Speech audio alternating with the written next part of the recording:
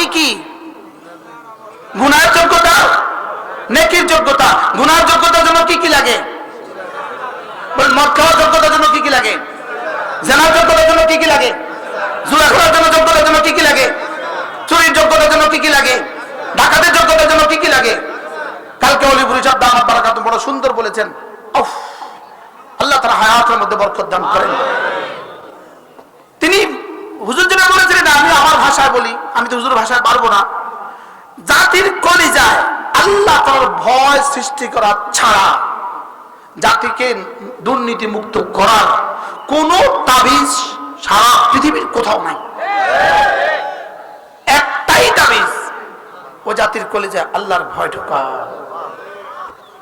ওয়ালিমান খাফা মাকাম রাব্বিহি জান্নাতান, আল্লাহকে যে ভয় করবা, রব্বুল আলামিন বলেন আমি তার জন্য দুটো জান্নাত রেখে দিয়েছি, দুটো জান্নাত। যে আমাকে ভয় করবে তার জন্য দুটো জান্নাত। মোল্লা আলী খান রাহমাহুল্লাহ বলেন, জান্নাতুন ফিদ দুনিয়া ওয়া জান্নাতুন ফিল উকবা, একটা জান্নাত দিবেন দুনিয়াতে, আরেকটা জান্নাত দিবেন আখিরাতে। দুনিয়ার জান্নাত কোনটা? লাজ্জাতুন ফিল ইবাদা, ইবাদতের মধ্যে মজা দিয়ে দিবে। আল্লাহর কসম, আল্লাহর কসম, আল্লাহর কসম, আল্লাহর কসম, আল্লাহর কসম, আল্লাহর কসম, আল্লাহর কসম, আল্লাহর কসম, ফজরের নামাজের মজা জান্নাতুল ফিরদাউসের চেয়েও বেশি। তাহাজ্জুদের মজা জান্নাতুল ফিরদাউসের চেয়ে বেশি। বলেন তাহাজ্জুদের মজা জান্নাতুল ফিরদাউসের চেয়েও বেশি। বলবেন হুজুর এটা কি কথা, এটা কি কথা? নামাজের মজা বুঝি জান্নাতুল ফিরদাউসের চেয়ে বেশি? হ্যাঁ, নামাজ পড়েছি রব্বে কারীমের জন্য, আর জান্নাত বানিয়েছেন নামার জন্য। তা আমারটা বেশি মজা না রবেরটা বেশি মজা? আমারটা বেশি দামি না রবেরটা বেশি দামি? নামাজ কার? এবার জান্নাত কার? আমার। জান্নাত কার? জান্নাত হলো আমার। জান্নাত বানিয়েছেন নামার জন্য, আর নামাজ বানিয়েছেন রব তার নিজের জন্য। সুবহানাল্লাহ বলে। আমার নামাজ কার জন্য আর আমার জান্নাত কার জন্য? হ্যাঁ, জান্নাত হলো আমার জন্য, জান্নাত হলো আমার জন্য।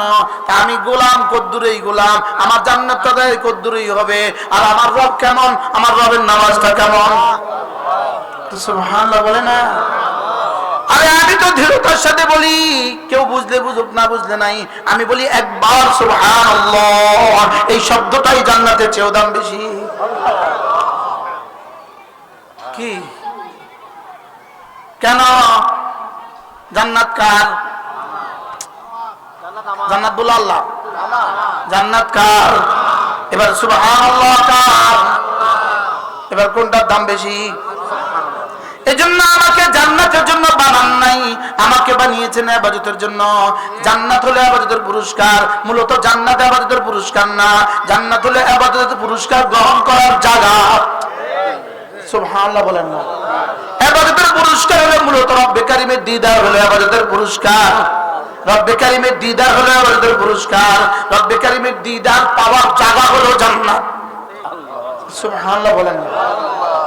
জায়গা হলো কি? জান্নাত। এবার জান্নাতের গাছ, জান্নাতের মাছ, জান্নাতের হুর, জান্নাতের গিলমান, এগুলো হলো ওই পরিবেশের জন্য লাজিমি অংশ। সুবহানাল্লাহ বলেন না? আসলে মূলত আমার পুরস্কার কি? যার জন্য ইবাদত করলাম পুরস্কার হলো তিনি। যার জন্য ইবাদত করলাম পুরস্কার হলো তিনি। স্বামী তার স্ত্রীকে হাজারো কিছু দিছে, হাজারো কিছু, 10 লাখ টাকা সামান দিছে, 20 ভরি স্বর্ণ দিছে, সব দিছে, লেকিন স্বামী রাত্রে ঘরে যায় না। ওই বিবি এই মাল দিয়ে কি করবে? মনে হয় তো বুঝেন না মনে হয় কথা। তাহলে আমার ফজর, আমার জোহর, আমার আসর, আমার মাগরিব, আমার ইশা, আমার তেলাওয়াত, আমার তাবলীগ, আমার জিহাদ, আমার সাদাকা, সবকিছু দিলাম তোমার জন্য, সবকিছু দিলাম তোমাকে। তুমি আমারে কি দিলা? কয় এটা দিলাম, এটা দিলাম, এটা দিলাম। কয় আমি বিয়ে করলাম তোমাকে, তুমি আমারে কি দিলা? কয় স্বর্ণ দিলাম, গয়না দিলাম, সব দিলাম। কয় তুমি কই? কয় আমি বিদেশে। কয়দিন থাকবে বিবি? জোরে বলে না। বিবি কয়দিন থাকবে?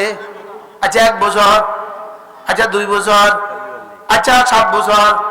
এরপরে কাল্লি বাল্লি তোমার তোর স্বর্ণ তুই লই যা, গোলামের ঘরের গোলাম।